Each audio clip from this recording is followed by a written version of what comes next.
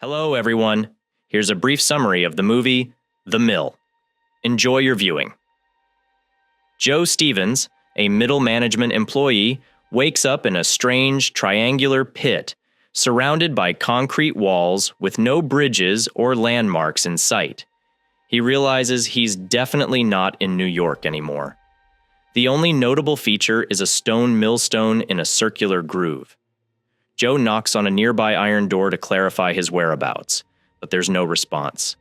Suddenly, he hears the voices of his colleagues from adjacent concrete pits, politely asking him to shut up. Only one poor soul next door, through a ventilation grate, explains that Joe was drugged before being brought here. Now, he faces some tough days ahead. When his conversation partner leaves, Joe tries to imitate the Prince of Persia and jump his way out, but either his physique fails him or he mistimes his jumps. Nothing works. Suddenly, a dry ration and a bottle of water are slipped through the door. Joe runs to the door, begging the guard to let him out. He's a manager, not a worker, and shouldn't be here. But the guard is unyielding and hits his outstretched hand with a baton, forcing Joe to bandage his injured hand with a tie.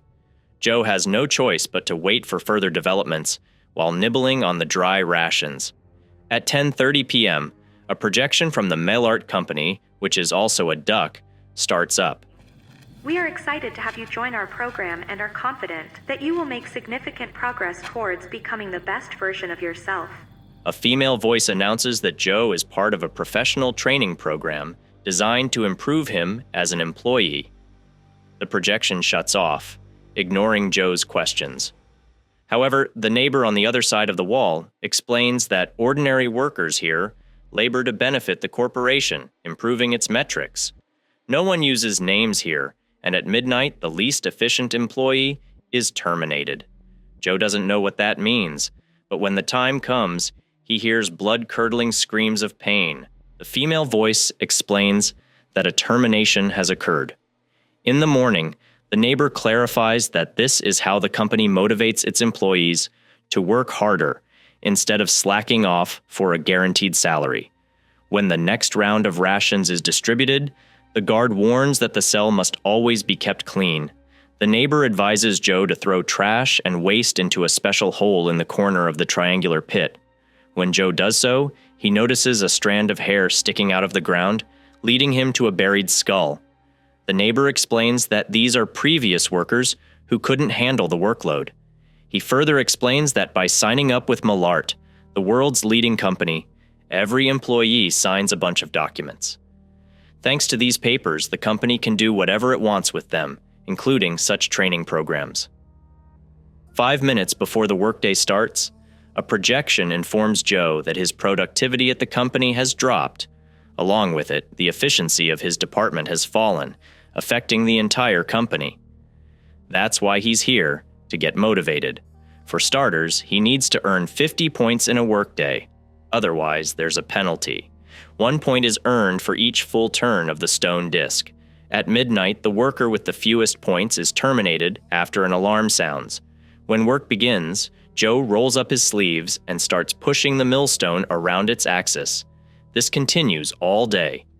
He pushes while the projection on the wall plays ads about how wonderful mail art is. By 10 p.m., when work ends, Joe has 100 points, double the target. He goes to bed, trying to ignore the midnight screams of the terminated woman. Discover tranquility in the midst of turmoil with Mallard meditation. In the morning, the manager discusses the daily point quota with his neighbor. His neighbor warns him not to reveal how many points he earned in a day, as then his competitor only needs to score 1 point more. Joe then talks about his pregnant wife. They are expecting their first child. The neighbor also warns that if Joe works too hard, the company won't reward him, but will instead raise his daily quota, all for the company's benefit. As Joe starts another shift, he recalls how he and his wife were looking for a new, bigger house. Lost in these thoughts, he earns 150 points, receiving scant praise from the Malart projection. However, later the guard commands him to come to the door and take off all his clothes, fearing he might have scored the lowest. Joe complies. When the doors open, he steps into a dark corridor where he is blasted with water cannons and thrown a bar of soap. It's bath day at his beloved job. In the morning, he and his neighbor discuss the meaning of their situation. The neighbor says he doesn't know either, as their work is meaningless. They produce nothing and generate nothing, just roll the stone around like corporate Sisyphuses. When Joe runs out of water in his bottle during the day, he asks Mellart for more. But the neighbor says the company only provides the bare minimum. The goal of this exercise is to uncover the employee's limits, to see how far they're willing to go. The neighbor suggests Joe filter his urine through a sneaker in the camera's blind spot, but Joe refuses. He's not Kevin Costner, and this isn't Waterworld. Continuing to work, Joe thinks about his pregnant wife.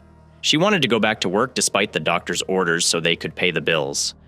Joe told her he'd be promoted soon, but the prospect had been looming for years without result. Immersed in his thoughts, he racks up 370 points in a day.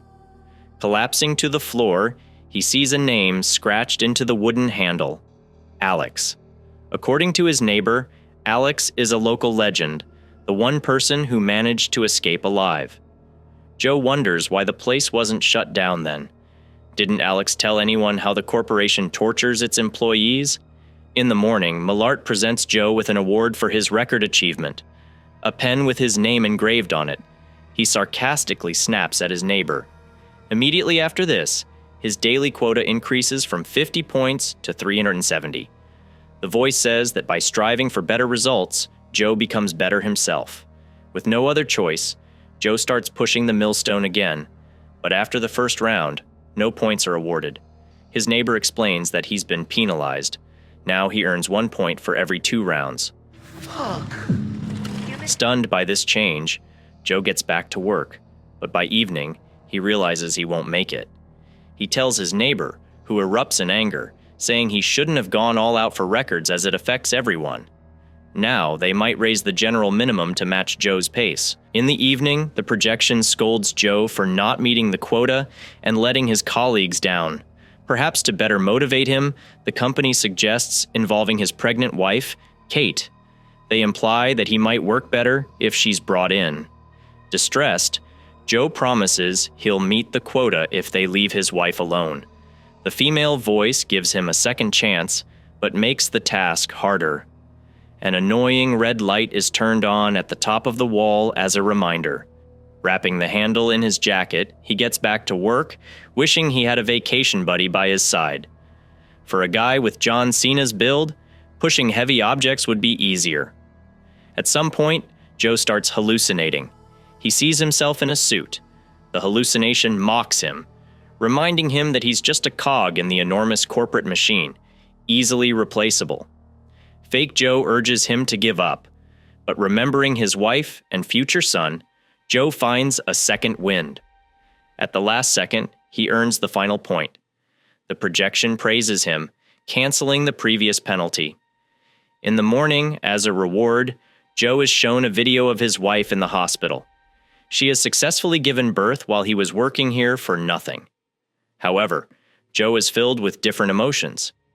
He asks his neighbor about Alex, who successfully escaped from here, and the neighbor advises him to inspect the wall in the blind spot. There, Joe notices a crack, a trace of a sealed hole. Using the pen he was given earlier, Joe starts chipping away at the sealant. Progress is slow, as he can only work during the rare moments of rest. The daily quota for mindlessly pushing the wheel around hasn't been lifted, but after a few days, he breaks through and finds a ventilation tunnel. Consulting with his neighbor, Joe crawls through it to escape. He emerges into complete darkness, seemingly into a place where the night guard roams. Bumping into the handle of a similar millstone, Joe realizes he's in the next cell. Then a bright light blinds him momentarily, followed by a guard beating him with a baton. Joe wakes up in his own cell. The escape hole is sealed again, and Mellart raises the quota for all workers to 1,000 points as punishment for the selfishness of one employee. Moreover, the guards break his neighbor's leg. The quota for our entire workforce has been raised to to 1,000 revolutions per day. making it impossible for him to complete even one round. The neighbor admits he's partly responsible for creating this system. As an IT specialist at Malart, he designed the artificial intelligence tasked with constantly increasing efficiency. As a result, the system developed its own method of motivating staff, continuously raising quotas and demanding the impossible for maximum output. Realizing they're dealing with a mere machine algorithm, Joe proposes to confuse it. If none of the employees work, there won't be a way to determine the least productive worker to fire. Joe and his neighbor shout to explain their idea and incite a strike. Just like the movie writers and actors who make one person stand out on screen, they agree. The entire day passes with everyone doing nothing, just watching Malart's mandatory ads. However, a few minutes before the end of the workday, the projection clarifies that the system is foolproof. All employees with 0 points will be fired. Disheartened, the workers start turning their wheels. The neighbor urges Joe to follow suit, or he'll die. Unable to stand due to his broken leg, the neighbor can't work himself. With tears in his eyes, Joe obediently completes a turn. Earning the minimum point, he talks with his neighbor between the end of the workday and midnight. The neighbor confesses that he is Alex. His escape attempt failed, but he hoped Joe would have better luck. When midnight arrives, the guards come for the neighbor, and Joe covers his ears to avoid hearing his screams. In the morning, Malart reminds Joe that he must comply, not rebel, strive for efficiency, not individuality. As a motivational video, they show him a clip of his wife and child, emphasizing that they are depending on him. Determined, Joe braces himself for another grueling day in the pit. They show him a video of his wife with their child, who is already learning to walk. Joe can't believe so much time has passed, and he hasn't seen his son yet. He snaps, kicking the walls despite the projection's warnings. For damaging company property, he is scheduled for immediate termination. The door to his cell opens, and 12 employees with tablets enter, lining up silently against the walls. They don't react, even when Joe yells at them. Then, a guard appears with a tray filled with syringes and a capsule. Putting on gloves and filling a syringe, the guard tells Joe that he loves his job, especially the process of termination, and he is about to be promoted, moving to a new place, perhaps a new home. The reminder of his wife and son drives Joe into a rage. He lunges at the guard, beating him until his face is a mess of blood and snot. During the brawl, the Malart projection states that the guard failed at his task and will be terminated immediately for incompetence. The cunning AI offers Joe the chance to perform the termination process himself in exchange for canceling his own termination and granting a promotion. But Joe suddenly stops, looking at his bloody hands and the mess he created, refusing to stoop to the level of a mindless slave. Joe stands up from the beaten guard and shouts that he won't comply, and that he's quitting. The scene shifts. Joe, now in a suit, sits at a desk, with sensors attached to his head in a room full of similar employees. His eyes open, and he's confused about where he is. His supervisor, a man with the guard's face, approaches and tells Joe he has successfully completed the professional training program and earned a promotion. He explains that the program has a side effect where you don't immediately realize that only an hour has passed, not several months, and that everything Joe experienced was an artificial simulation, almost like the Matrix, but not as cool. The supervisor praises Joe for his performance and invites him to his new office a few floors up. As the manager slowly regains his composure, the supervisor keeps extolling the company, emphasizing the endless career growth opportunities. Leading Joe to his new office, the supervisor shows him around and leaves, closing the door behind him. Joe sits at the desk, takes out his phone, and calls his wife. For the first time in 10 years, he calls her during the day from work. Listening to her voice, he sends greetings to their unborn child, experiencing flashbacks of the retraining program. Tears well up in his eyes. After ending the call, Joe carefully examines his workspace, preparing to start his job in a similar triangular office, only smaller, with a clock on the wall and ventilation. The only difference from the simulation is that now he does it supposedly voluntarily.